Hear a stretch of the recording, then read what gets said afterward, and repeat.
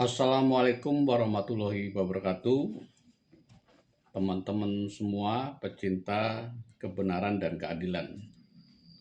Saya masih melanjutkan episode yang kemarin, yaitu tentang buku saya Ajari Aku Membenci Jokowi. Kali ini saya beri judul Mengapa Orang Masih Percaya Roy Suryo. Jadi ada kata pepatah yang menyebutkan sekali lancung di ujian, seumur hidup tidak lagi dipercaya. Jadi kalau orang udah berbohong sekali, maka orang seumur hidupnya orang nggak akan percaya. Itu pepatah kita ya. Tetapi ada pepatah lain atau ungkapan lain yang bertolak belakang, mengatakan bahwa kebohongan yang diulang-ulang dengan suara yang keras akhirnya bisa dipercaya menjadi kebenaran. Nah, ini seolah bertentangan ya. Dua-duanya betul sebetulnya. Nah, saya ingin mengungkapkan di sini bagaimana sebetulnya Roy Suryo memang menggunakan dalil yang kedua, yaitu kebohongan yang terus diulang-ulang dengan pengeras suara, dengan toa, dengan buzzer-buzzer, dengan disuarakan berkali-kali, akhirnya dipercaya sebagai kebenaran. Jadi saya karena saya objektif menurut saya ya, melihat apa yang dia mencari tahu sebetulnya bagaimana yang sebenarnya, maka saya tidak lagi bisa percaya karena semua yang diungkapkan Roy Suryo itu adalah salah dan bohong, dan bohongnya itu bukan karena disuarakan oleh pihak yang berseberangan, tidak, tapi oleh kenyataan ya, oleh fakta. Tetapi sangat mengherankan, nah ini masih menjadi pertanyaan saya, mengapa orang kok masih percaya itu. Nah, nanti saya akan sampai pada kesimpulan mengapa itu tadi ya. Karena kalau orang bertanya kepada saya, apakah Anda percaya ijazah Jokowi asli atau palsu? Kalau saya menyebutkan saya percaya itu asli, maka orang itu akan diam ya, tidak akan mendebat lagi ya, ini sudah berbeda. Tapi kalau saya coba bilang bahwa itu palsu, wah, maka dia terus berbuih-buih mencaci maki Jokowi. Itu fenomena seperti itu.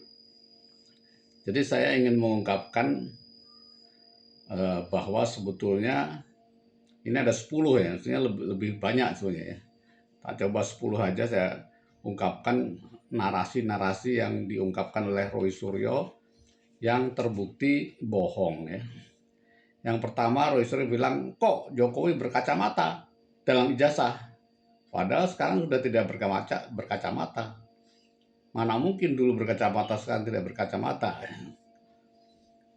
Atau ditambahi lagi, kok ijazah boleh berkacamata? Itu ada satu hal, yang soal kacamata ada dua hal ya.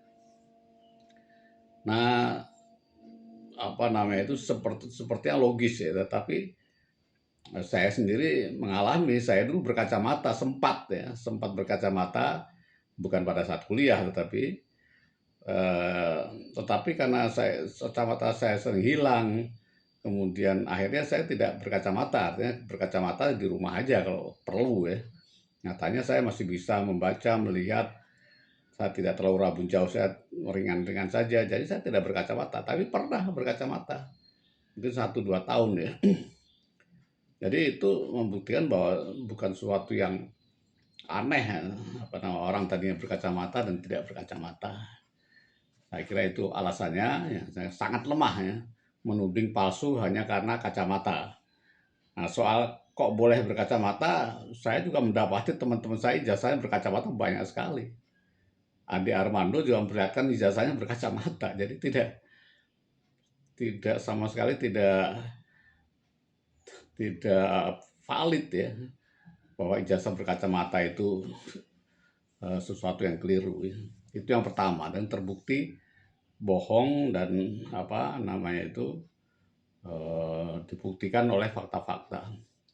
Kemudian juga Roy Suryo bilang fontnya tahun segitu belum ada font Times New Roman. Times New Roman itu baru ada tahun 90-an. Nah ini kan juga kalau dibilang riset kenapa enggak sekarang gampang sekali di Google aja. Saya bertanya di Google pada saat itu, ternyata Times New Roman itu sudah ada sejak tahun 32. Dan sekarang diperkuat lagi oleh penelitian Bonatua ya. Ternyata font-font seangkatan Jokowi bahkan setelah-setelahnya juga sama fontnya seperti itu persis, tidak ada bedanya. Font Times New Roman yang ada saat itu.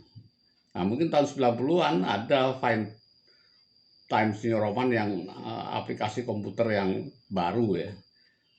Apa namanya itu ya, itu monggo aja. Tapi bahwa font Times New Roman sudah ada atau belum ada pada saat itu terbantahkan dengan sendirinya, dengan mudah sekali terbantahkan. Kemudian soal SMKK, jadi Roy Suryo langsung berteriak loh, kok ijazahnya Jokowi kok ada SMA 6-nya? Padahal Jokowi itu SMKK SMA-nya, belum SMA 6. SMA 6 itu baru tahun 90-an. Jadi palsu ijazah SMA-nya. Kenapa tidak dicek, ditanyakan sekolahnya, ditanyakan teman-teman. Semua teman-teman Jokowi itu ijazahnya seperti itu. SMKK dalam kurung SMA Negeri 6, karena memang sekolah itu mempersiapkan diri menjadi SMA Negeri 6 dan dia sudah mulai mempopulerkan SMA Negeri 6 itu sejak tahun 80-an. Jadi hampir saja Roy Suryo itu digugat oleh teman-teman seangkatan dan sesudah Joko Widodo yang semuanya ijazahnya seperti itu. Mereka khawatir kalau itu dianggap palsu berarti ijazah saya juga palsu hanya karena menggunakan SMA 6. Padahal itu memang sudah baku. Jadi saya heran sekali, seperti ini kok dianggap penelitian gitu. Penelitian itu kan harus diteliti dulu, ditanya, dilacak, disurvei. Ini belum ada disurvei dan sudah teriak-teriak dan menyebut itu penelitian. Nah, ini anu saja ungkapan yang satu lagi nomor 4 adalah kedaulatan rakyat. Begitu ada orang mengumumkan bahwa Jokowi pernah dimuat dalam KR, langsung dia teriak. Itu pasti palsu karena KR itu nggak pernah pakai istilah puasa. Istilah KR itu pasa, bahasa Jawanya poso. Bertahun-tahun kalau bulan puasa itu KR itu istilahnya pasa, poso. Ini kok puasa? Berarti itu palsu. Itu dibuat lagi. Ya Aaron kan bisa tanya ke KR-nya, korannya, apa betul itu puasa atau poso? Ternyata memang puasa. Kadang-kadang KR itu pakai kata puasa, kadang pakai poso. Jadi spontan ya, sesuatu spontan itu kan bukan penelitian. Kenapa tidak ditanya dulu? Itu gugur dengan sendirinya, dengan fakta-fakta. Sudah lagi soal KKN, respon mendatangi lokasi KKN. Respon bilang KKN Desa Kenoyan itu belum ada pada tahun itu, baru tahun apa namanya itu 90-an. Ternyata dibantah oleh sekretarisnya, sudah ada sejak tahun 54 Kenoyan itu. Dan Jokowi memang banyak ada foto-fotonya, memang berKKN situ, teman-temannya juga bilang, dipanggil nama Jack. Kemudian dibantah, nggak mungkin kalau panggil nama Jack berarti sekarang juga Jack dong. Ini juga bantahan yang sangat lemah ya. Saya sendiri panggilan saya macam-macam tergantung komunitas pada saat itu. Kadang saya dipanggil Al waktu kecil, Alce, kadang dipanggil Aziz. Di Jepang ketika saya bekerja di Jepang, teman-teman saya di situ orang-orang Jepang mengatakan Aji-san. Tapi di Indonesia orang nggak kenal Aziz, kenalnya Al atau S. Itu hal yang biasa. Pada komunitas tertentu dia memanggil nama-nama dengan sesuai kesepakatan teman-teman pada saat itu kan. Mungkin tidak dibawa ke tempat lain. Jadi lemah sekali apa namanya itu uh, kemudian menyatakan itu nggak benar KKN-nya hanya karena itu. Yang nomor 6 Kasmujo itu juga didatangi. Kenapa? Sangat jelas pasti ditanya di kampusnya ya, memang dosen pembimbing itu akademika itu Kasmujo. Tapi kemudian di Batako dia berkali-kali menghadap ke Pak Kasmujo. Kenapa bukan ke pembimbing skripsinya saja kan? Berarti itu Pak Kasmujo pembimbing skripsi dong. Ya, ya kan tidak seperti itu. Karena Pak Kasmujo alasannya memang sangat memahami industri kayu lapis. Jadi Jokowi itu skripsinya tentang kayu lapis, sangat wajar dia berkonsultasi dengan Pak Kasmujo, apalagi Pak Kasmujo itu pembimbing akademik. Bahkan pada orang lain pun boleh berkonsultasi ya. Si istri saya psikologi, dia berkonsultasi pada dosen yang lain karena memahami skripsinya itu. Dosen pembimbing saya di bimbingnya sendiri kurang memahami. Itu bisa terjadi. Jadi tidak ada sesuatu yang janggal dan sebagainya. Kemudian juga tulisan Soemitro dan Sumitro untuk tulisan dosen pembimbing skripsinya itu. Kadang dibantah oleh rektor UGM, ya biasa tuh. Kadang-kadang orang pakai Soemitro, kadang pakai Sumitro. Soekarno juga ada Soekarno, kadang Soekarno. Bukan sesuatu yang keliru atau bisa dianggap sesuatu itu kebohongan. Sesuatu yang biasa. Ya. Bahkan di dalam suara resmi kadang-kadang Soemitro, kadang Sumitro. Kita tidak kadang tidak konsisten seperti itu, memang kenyataannya seperti itu. Kemudian soal Jokowi itu kan cuma sarjana muda programnya. Kebetulan Jokowi sama saya tuh satu angkatan, hampir satu angkatan. Saya lebih tua setahun.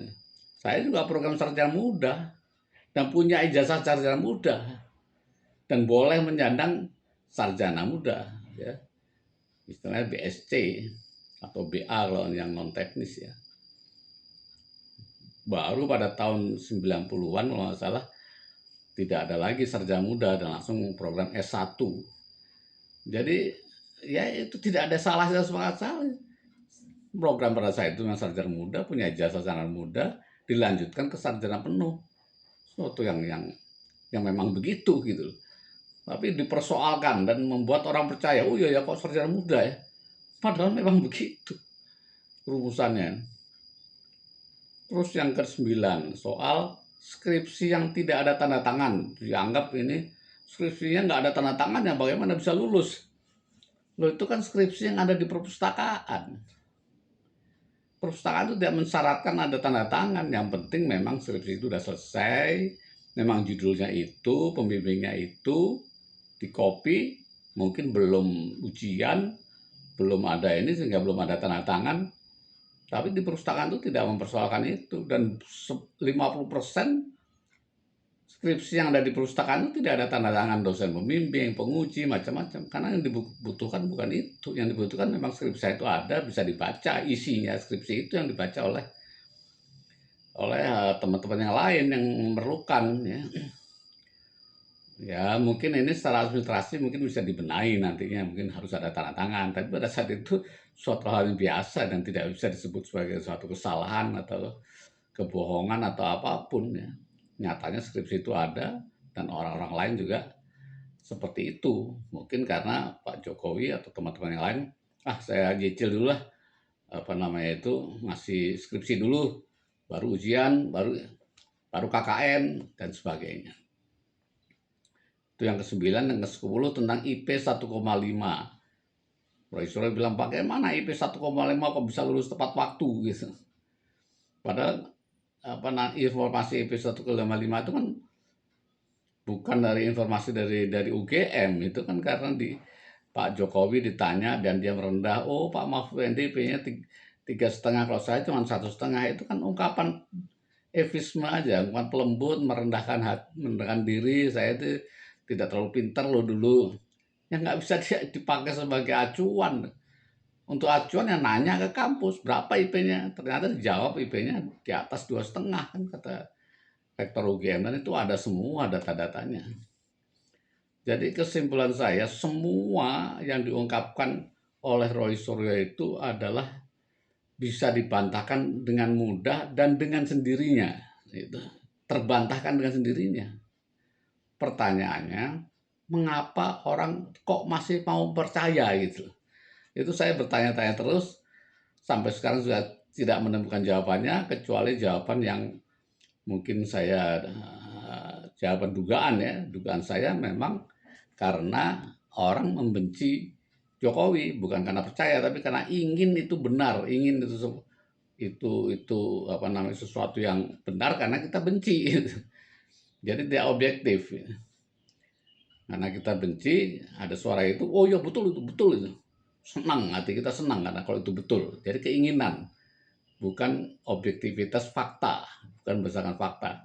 Dan karena disuarakan terus-menerus, itu tadi rumusan yang tadi, kebohongan yang disuarakan terus-menerus bisa dianggap menjadi kebenaran oleh banyak orang. Nah ini yang kita ungkapkan, jangan kita membiarkan ya teman-teman yang mau objektif ya mau melihat fakta itu semuanya saya ungkapkan itu fakta semua bahwa ya apa yang disuarakan Roy Suryo itu bohong. Oleh karena itu sebaiknya kalau kita berpikir dengan akal sehat, dengan objektif, dengan mencari benar-benar mencari kebenaran bukan untuk membenci, bukan karena sesuatu yang lain hal, mestinya kita gunakan yang kata kiasan atau pepatah yang pertama, sekali lancung di ujian seumur hidup tidak percaya. Marilah kita tidak percaya pada Roy Suryo, mohon maaf ya, karena semua ungkapannya itu bohong dan terbukti dengan fakta dengan sangat mudah dibuktikan kebohongannya. Saya kira itu mohon maaf kalau ada yang tidak suka. Saya berusaha menyampaikan apa adanya pikiran-pikiran saya berdasarkan fakta-fakta dan data-data. Terima kasih. Assalamualaikum warahmatullahi wabarakatuh.